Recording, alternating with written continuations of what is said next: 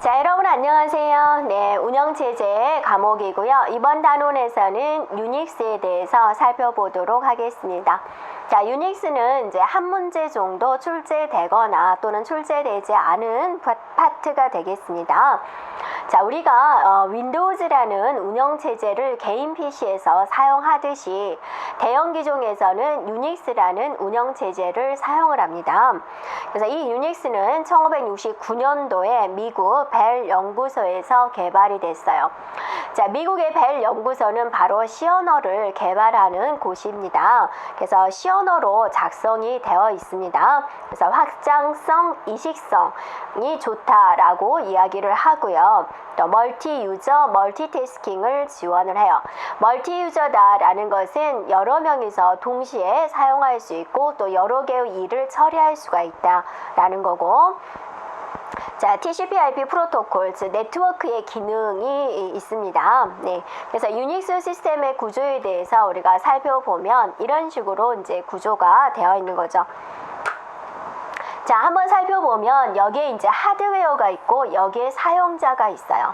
이 하드웨어와 사용자가 어떻게 하면 하드웨어를 좀 더 효율적으로 사용할 수 있을까라는 게 바로 운영체제가 되는 거죠. 그래서 이 유닉스는 이 사이에 이게 이제 유닉스 시스템이 되는데 커널이라는 것과 쉘이라는 것을 둡니다. 그럼 여러분이 하드웨어 쪽에 더 가까운 것은 무엇이에요? 커널이죠. 그 다음에 이제 쉘이 있어요. 그럼 커널이 뭐고 쉘이 뭐나요? 이제 살펴보자라는 겁니다. 자, 그래서 이제 커널이라는 것은 무엇이냐면 항상 주격장치에 상주를 해요.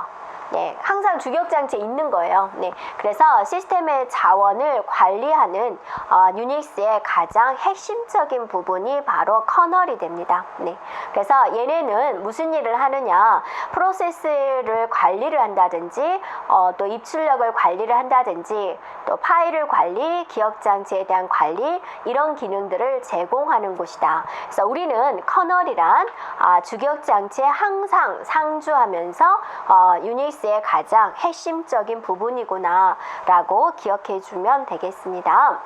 그래서 이 커널은 다시 두 개로 나누고 있어요. 그래서 단일형 커널이 있고요, 마이크로 커널로 이제 나누고 있습니다. 그래서 단일형 커널은 이제 무엇이냐라고 한다면 어떤 서비스, 네, 다양한 서비스, 높은 수준의 하드웨어의 추상화를 하나로 덩어리로 묶었다라고 보면 되겠고요.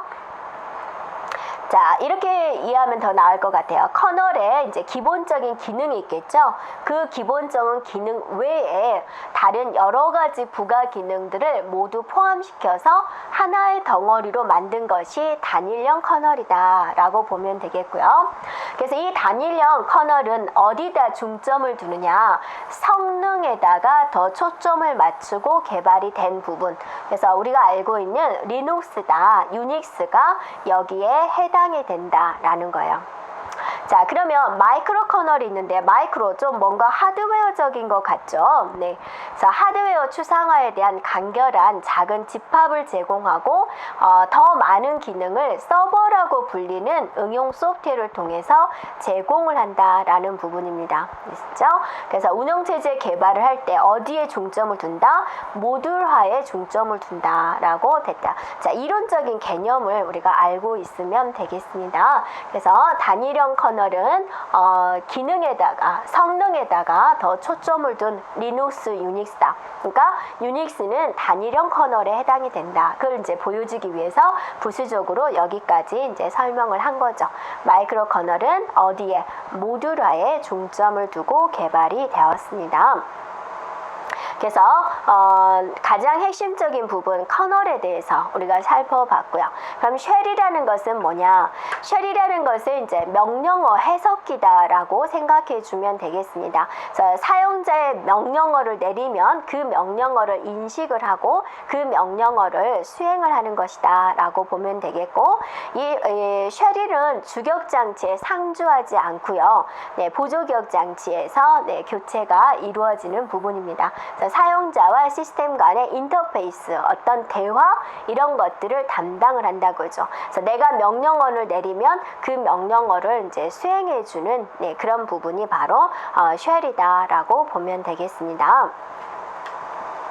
자, 이제 유닉스 파일 시스템의 구조에 대해서 이제 한번 살펴보면 유닉스 파일은 트리 구조로 되어 있습니다. 그래서 디렉토리 구조.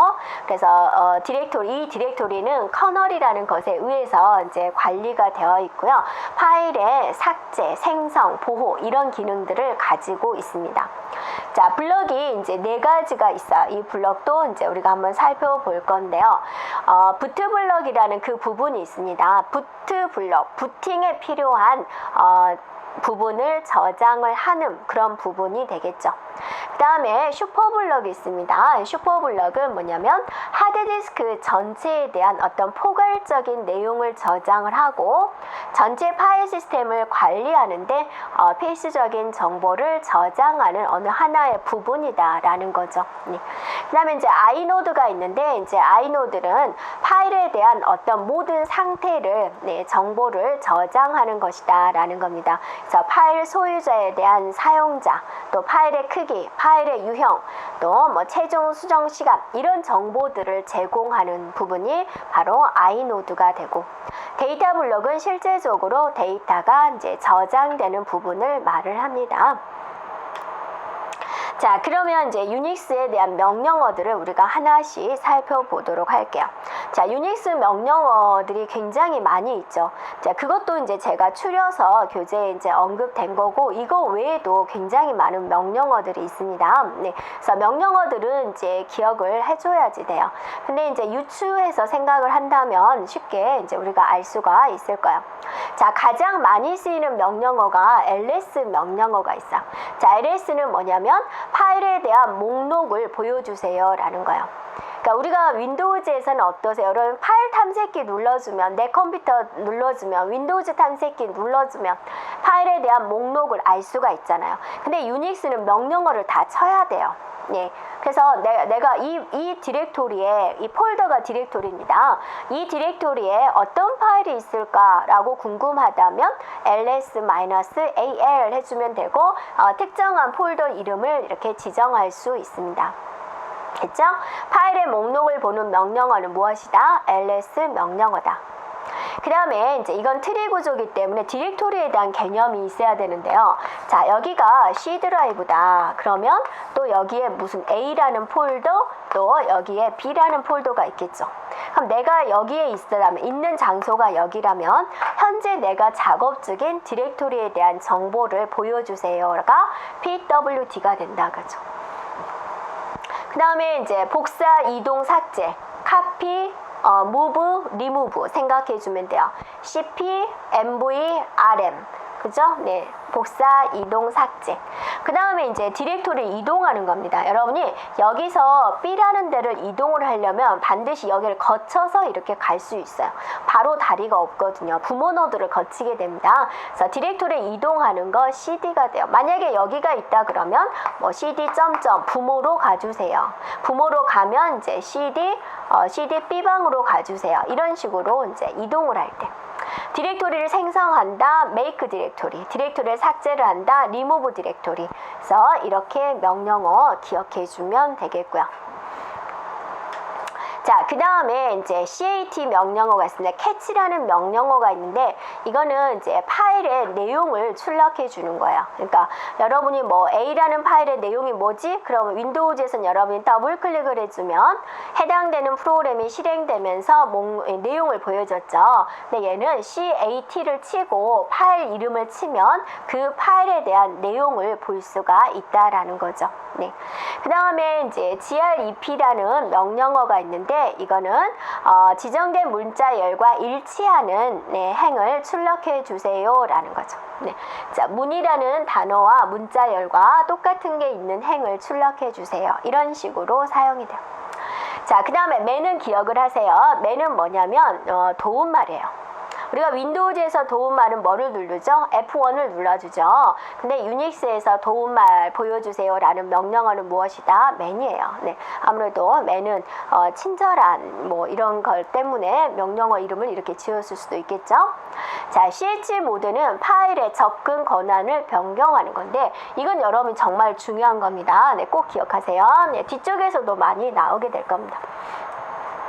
자, 유닉스는요, 여러 사람이서 같이 쓰는 그런 멀티 유저 개념이에요. 그래서 보안의 개념을 잘 생각을 해줘야 되거든요. 그래서 이 데이터를 이 사람이 접근할 만한 권한이 있는지 그거를 이제 해주는 게 체인지 모드, CH 모드가 돼요. 그래서 R은 읽기 가능, W는 쓰기 가능, X는 실행 가능, RWX로 나타냅니다. 네. 자, 그리고 U는 파일 소유자, G는 그룹, O는 기타.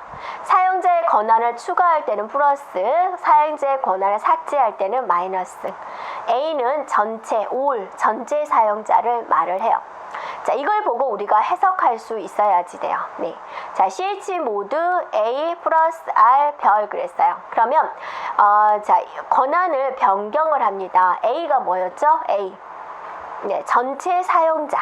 전체 사용자들이 플러스 R 읽기 권한을 설정을 하겠다. 그리고 별은 뭐죠? 네. 모든 파일에 대해서. 자, 이렇게 되는 거죠. 이걸 보고 우리가 해석할 수 있어야 돼요. 이렇게요. 네. 근데 CH 모드는 뒤에 또 한 번 나오게 될 겁니다. 유닉스에서 중요한 부분이 됩니다. 자, 그 다음에 또 어떤 명령어가 있을까? who, 누구냐라는 거죠. 누구, 네, 사용자를 알려주는 거죠. 현재 시스템에 로그인 되어 있는 사용자를 알려주는 거죠. 여러분이 이제 뭐 대화창 같은 데 보면 현재 대화에 참여하고 있는 사람 목록을 보여주죠. 네, 그렇듯이 시스템에 로그인 되어 있는 사용자들을 알려주세요 라는 명령어가 who가 돼요. 네. 자, 그 다음에 CHOW의 소유자를 변경시키는 명령어 DU는 사용 중인 디스크 공간을 알려주는 디스크 공간 알려주는 거. kill은 프로세스 자체를 종료하는 것. EXIT는 현재 실행 중인 프로세스의 수행을 종료하는 것. 그 다음에 fork는 새로운 프로세스를 생성하는 것. EXEC는 새로운 프로세스를 수행하는 명령어. 이런 명령어들도 있다라는 거고요. 자, 한 번 더 보면은 이제 EXIT 프로세스 수행을 종료하겠다. 우리가 항상 EXIT는 뭐 빠져나갈 때 그럴 때 사용되는 거죠. 네. 그 다음에 이제 wait입니다. 네. 자식 프로세스의 하나가 종료될 때까지 부모 프로세스를 임시로 중지시키는 명령어다. 자, 그 다음에 getFeed가 있네요. 네. 자신의 프로세스 아이디를 구한다. 네. get PPID입니다. 부모 프로세스 아이디를 구하는 명령어.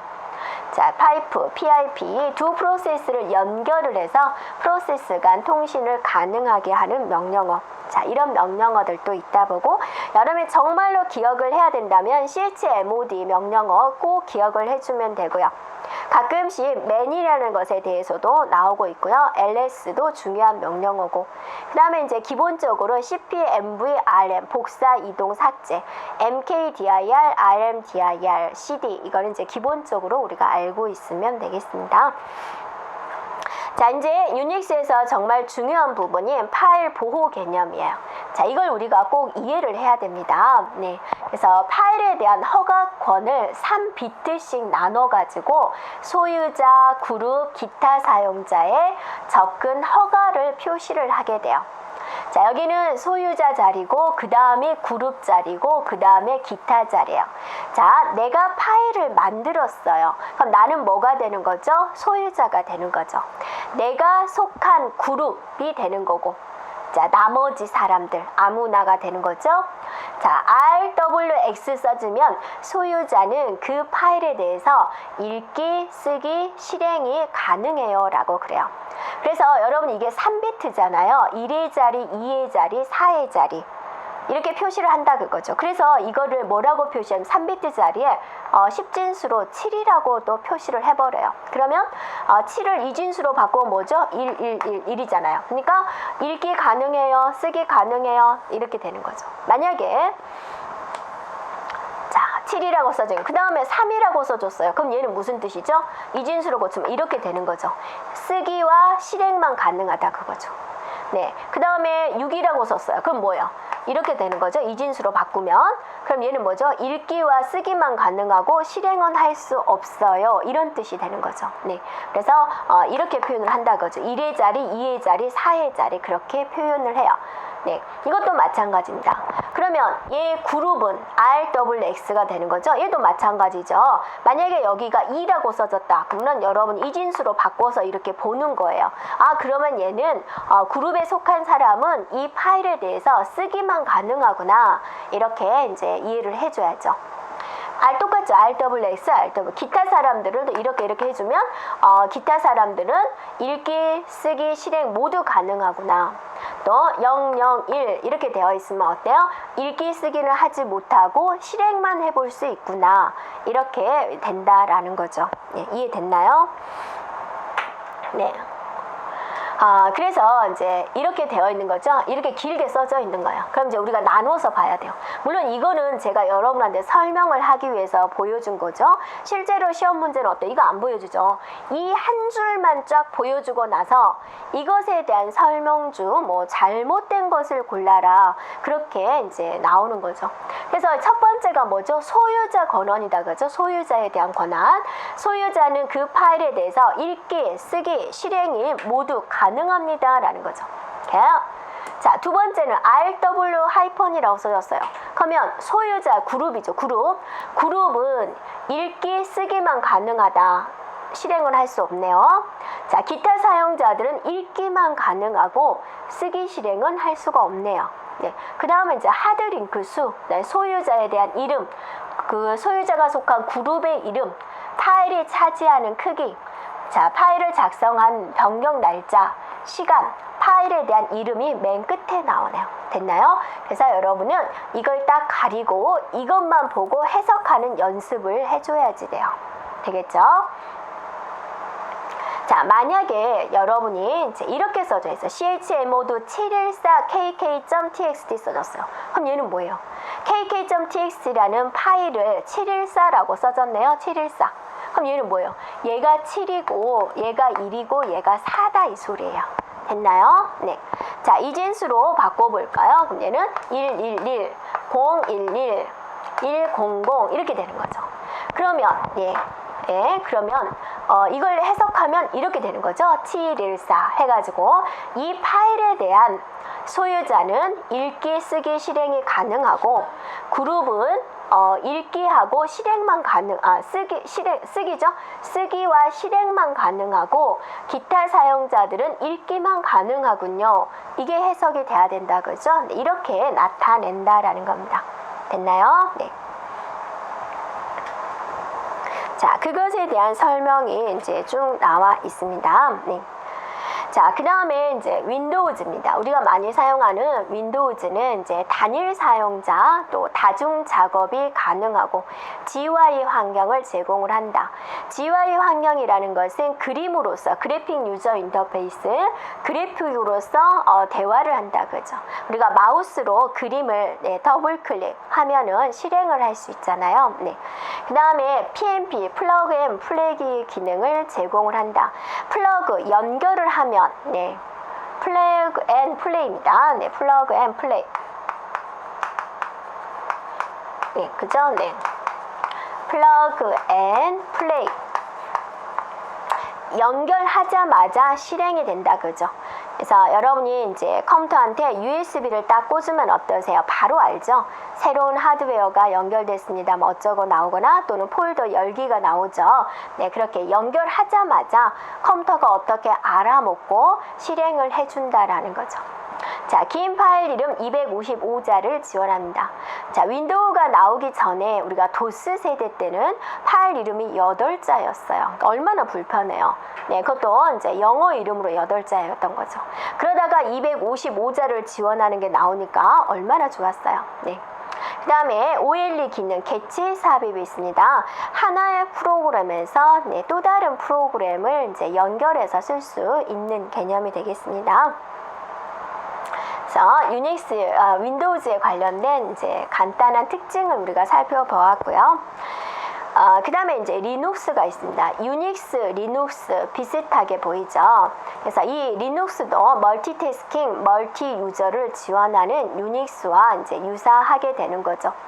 자, 이거는 공개 프로그램이 되는 거예요. 그래서 공개 운영 체제로서 무료로 사용할 수 있습니다.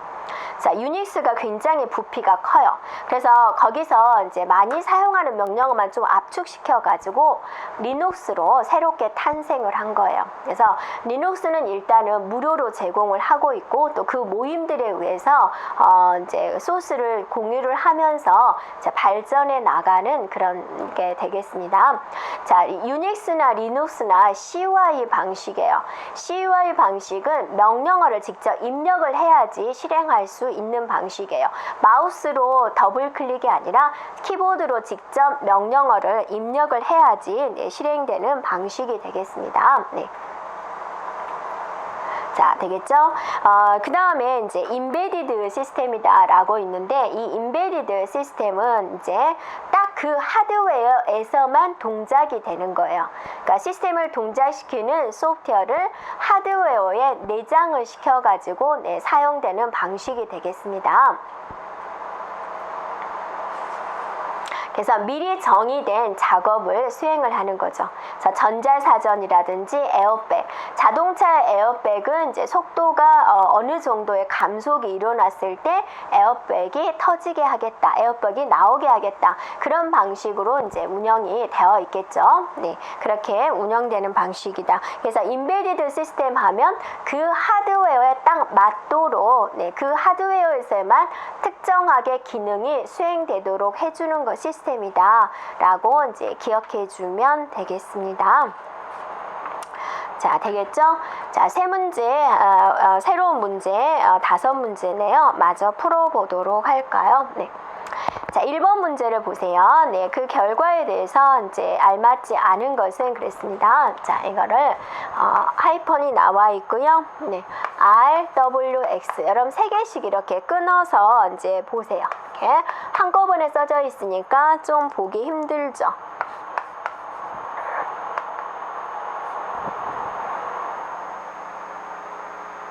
R 하이펀, 여기 X네요. 네. 그 다음에 R 이렇게 되네요. 자, E 되어 있고, 네, 피터. 그 다음에 스태프. 네, 그 다음에 3542. 자, 그 다음에 8월 31일 10시. 그 다음 맨 뒤에가 뭐라고 썼어요? AA, SH 이렇게 써져 있네요. 자, 그러면 우리가 이제 이것에 대한 분석을 먼저 해줘야 되겠죠. 자, 맨 앞에가 하이펀이 나온 것은 무슨 뜻이다? 파일이라는 뜻이죠. 파일. 네. 그 다음에 두 번째는 소유자에 대한 권한, 그 다음은 그룹에 대한 권한, 기타 사용자들에 대한 권한이 되죠. 그 다음에 2가 뭔가요? 네, 그죠? 하드링크 수가 되는 거죠. 그 다음에 소유자에 대한 이름, 그룹의 이름, 파일의 크기, 수정한 날짜, 시간, 그 다음에 파일 이름, 이런 식으로 일단 여러분이 분석을 해줘야지 돼요. 그럼 잘못된 것은 무엇인가요? 먼저 이게 사용자에 대한 권한이죠. 피터라는 사용자는, 이게 사용자 이름이니까 피터라는 사용자는 read, write, 실행을 모두 할 수 있네요. 맞죠? 자, 스태프 그룹은, 이게 스태프라는 그룹 이름, 이게 그룹에 대한 권한, read와 실행만 할 수 있어요. 그러니까 이번에 사용자는 실행할 수 있다. 그러니까 어때요? 맞아요? 틀려요? 네, 맞는 거죠. 그 다음에 심볼링 링크가 2개가 있다. 아니죠. 이거는 뭐죠? 하드링크 수가 되는 거죠. 그래서 3번이 틀렸습니다. 다른 사용자도 이 파일의 내용을 볼 수가 있다. 기타 사용자가 지금 여기잖아요. 리드할 수가 있다. 읽을 수가 있다. 네, 맞는 거죠. 네. 그래서 맞지 않는 것은 바로 3번이 되겠습니다. 자, 2번 갈까요? 유닉스에서 사용자에 대한 파일의 접근을 제한하는 데 사용되는 명령어는 무엇이죠? 바로 change mode, chmod 1번이 되겠습니다. 자, 그 다음에 문제 1번을 보세요. 네, 마이크로 커널에 대한 설명으로 옳지 않은 것은 그랬습니다. 자, 마이크로 커널은 이제 하드웨어적인 부분을 이제 처리하는 부분이 되겠죠. 네, 그래서 커널의 가장 기본적인 부분이고 메모리 관리라든지 프로세스 관리 그런 것들을 구현하는 커널이 되고 운영체제 개발을 할 때 모듈화에 중점을 둔 부분이 되죠. 그럼 틀린 거는 뭘까요? 네, 1번 볼까요? 커널에서 기본적인 기능 외에 모든 서비스 기능들을 제거를 해서 운영체제 규모를 최소화를 한 것이다. 자, 두 번째, 클라이언트 프로그램과 사용자 공간에서 수행되는 다양한 서비스 간의 통신 서비스를 제공을 한다. 새로운 서비스는 사용자 공간에 추가되기 때문에 커널의 변경은 불필요하다.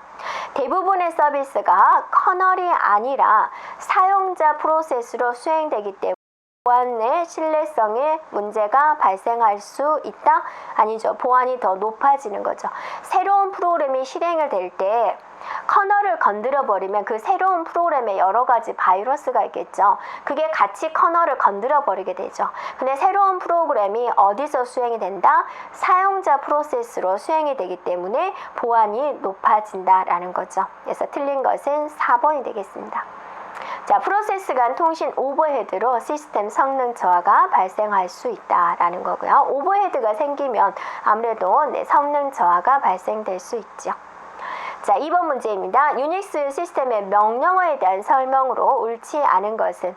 자, FSCK는 파일 시스템을 검사하는 거, PS는 뭐냐면 현재 실행 중인 프로세스의 상태를 표시하는 명령입니다. 그래서 옳지 않은 것은 2번이 되겠고요. 자, PING 네트워크의 상태를 체크하는 것 여기서도 사용이 되고요. CHMOD 파일의 보호 모드를 설정하는 것. 그 다음에 MOUNT 기존 파일 시스템에 새로운 파일 시스템을 서브 디렉토리로 연결할 때 사용되는 명령어입니다. 자, 3번 가겠습니다. 파일 할당에 대한 설명 중 옳지 않은 것은? 연속 할당과 연결 할당이 있습니다. 연속 할당은 뭐죠? 바로 옆에 이렇게 붙어 있는 게 뭐죠? 연속이 되는 거고, 연결 할당은 바로 옆에 붙어 있는 것이 아니라 저 건너에서 있는 거죠. 그럼 얘는 연결을 해주는 개념이죠. 네. 그래서 1번에 연속 할당은 파일 생성을 할 때 연속된 블럭에 파일을 할당시키는 것이다. 두 번째, 연결 할당은 파일에 할당된 모든 블럭의 위치를 나타내는 포인터가 포함이 된다. 여기서 이 뭔데 얘를 부르려면 뭔가 부르는 뭐가 필요하겠죠? 그게 포인터가 되고요. 세 번째, 연결 할당의 파일 할당 테이블에는 각 파일의 시작 블럭과 함께 길이 또는 마지막 블럭 이런 걸 나타내는 이제 여러 가지 이제 정보가 기록이 된다라는 거죠. 나타내는입니다. 블럭 단위의 색인 할당은 파일 내용을 저장하는 블럭 외에 별도의 색인 블럭이 필요하다.